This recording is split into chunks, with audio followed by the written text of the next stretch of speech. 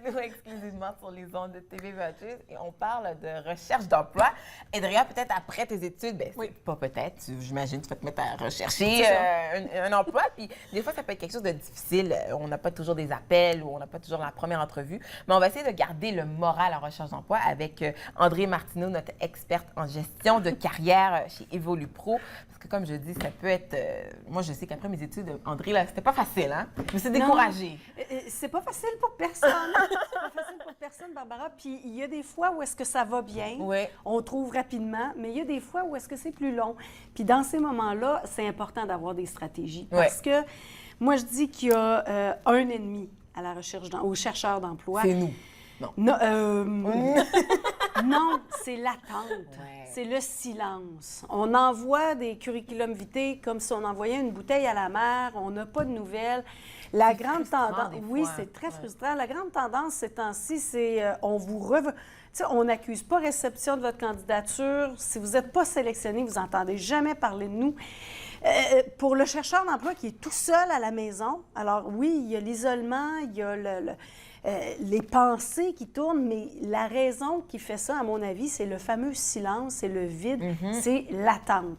Alors, moi, ce que je propose aujourd'hui, c'est 5 stratégies pour que cette attente-là se transforme plus en un moment dynamique, constructif, parce qu'il ne faut pas se le cacher, quand va venir le temps de passer l'entrevue, il faut que notre morale soit au top. Ben oui. C'est pas le temps de dire, ben là, je suis plus sûre si je ferais une bonne secrétaire parce que ça fait 3 mois qu'on se remet en question parce qu'on doute de Ben soi. oui, on n'a pas de réponse, c'est ça? Oui, oui, oui. Donc, le premier truc que je donne, si on est dans la recherche d'emploi, qu'on soit étudiant, finissant, qu'on soit à la recherche d'un emploi à temps plein ou qu'on soit au travail et qu'on cherche du travail, c'est de se donner une routine. OK. C'est de se donner des blocs horaires où est-ce qu'on dit, bon, ben moi, tous les mardis soirs, par exemple, je fais de la recherche d'emploi. OK.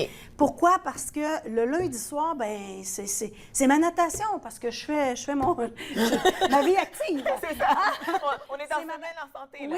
Oui, c'est ça. Alors, je fais ma vie active. Et là, à ce moment-là, le lundi soir, c'est pas le temps de jongler puis de se dire, ouais, qu'est-ce qu'ils ont pensé de ça? Non, j'ai pas le temps pour ça. C'est le mardi soir que je vais m'asseoir, je vais faire un plan d'action. J'ai soumis ma candidature là, j'ai étudié des nouvelles. Qu'est-ce que je peux faire? Je peux-tu faire du suivi? Qu'est-ce que je fais? Donc, à ce moment-là, c'est qu'on limite le temps de recherche d'emploi, le temps où est-ce qu'on se pose des questions. Et ça, quand on limite cette période-là, c'est un peu comme quand on va travailler. On ne travaille plus le soir. Alors, même si on a un problème au travail, c'est sûr qu'on peut le jongler un peu. Mais le fait de limiter de 8 à 5, bien, c'est là où est-ce que ça se passe. C'est là que ça se passe. C'est bon, ça. Oui. C'est un bon point. Mais là, durant ce bloc-là, comme tu dis, OK, le mardi soir, je me mets à la recherche d'emploi. Est-ce que ça veut dire aussi, durant ce bloc-là, c'est là que je fais mes suivis aussi? Bien, c'est là où... Pour moi, c'est important, dans ces blocs de recherche d'emploi-là, j'en ai nommé un. Idéalement, c'est bon d'en avoir 2, 3 dans la semaine pour être capable de faire plus qu'une activité de recherche d'emploi. Donc, le mardi, je fais de la recherche. Le jeudi, je fais mon suivi, par exemple. Exactement. Ou le jeudi, je fais du réseautage parce que je peux faire des 5 à 7, je peux participer à des choses. Le samedi, je vais plus développer des candidatures. On s'organise en fonction du genre de personne qu'on est. On s'organise en fonction aussi de l'horaire. Ceux qui sont en recherche d'emploi à temps plein, bien, ils peuvent facilement se mettre un horaire de 20 à 35 heures. Mais oui. Facilement. Donc, moi, le deuxième truc, c'est justement, dans ces blocs de temps-là, c'est de se donner des objectifs. Des objectifs clairs, mesurables, pour qu'à la fin de la semaine, on puisse se dire, bien, j'ai quand même atteint ça, j'ai quand même atteint ça. Donc, il n'y a pas personne, il n'y a pas d'employeur qui nous dit, bon, ben moi, je m'attends à ça, là. Alors, de se donner un objectif, de dire, bien, moi, j'envoie au moins une candidature par semaine. OK. C'est ça que tu veux dire par mesurable, c'est de dire... Un chiffre. Un chiffre, OK. Qu'on se donne des objectifs. Je veux parler à deux personnes dans mon domaine. Je veux parler à prendre des notes. Prends des notes. C'est genre, on va utiliser SMART, c'est ça? Oui. Pour avoir des objectifs qui sont spécifiques, mesurables, atteignables, réalistiques et échelonnés dans le temps. Oui.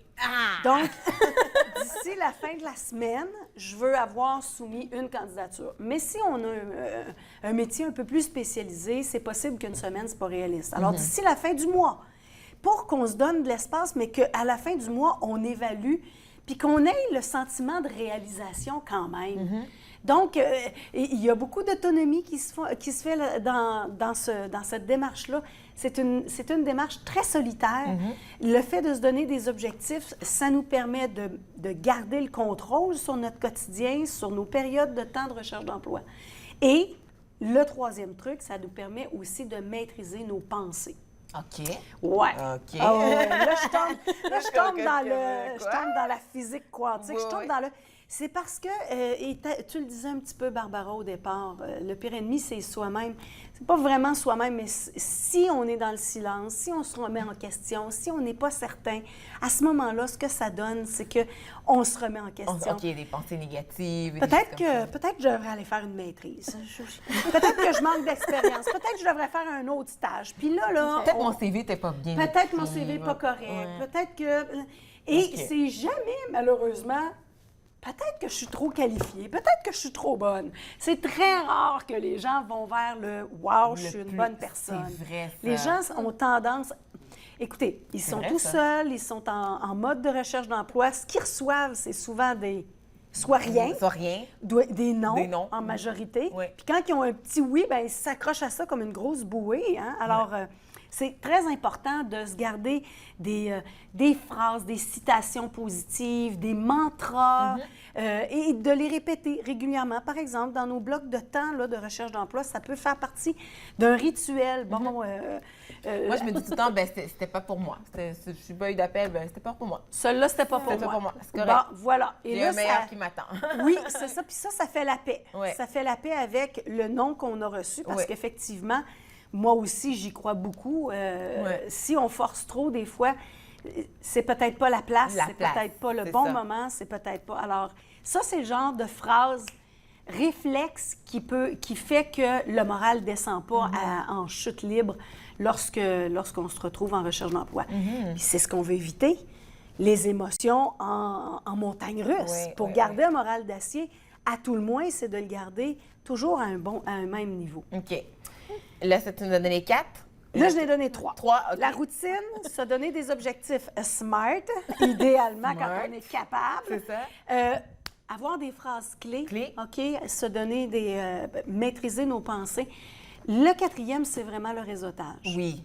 Le réseautage, c'est 80 du marché de l'emploi. Il faut se faire connaître. C'est pas vrai qu'on est dans l'attente chez soi puis on attend que le téléphone sonne si on n'est pas présenté. Si on se présente le meilleur pas. vendeur, c'est soi-même. Il faut Oui, se vendre nous-mêmes. exactement, Ouais, okay. exactement.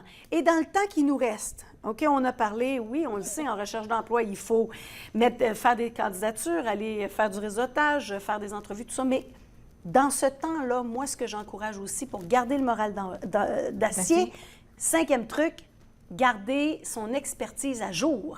Ah! Ne pas hésiter à se mettre un bloc de « je continue de pratiquer mon anglais, je continue de faire des recherches par rapport à mon métier.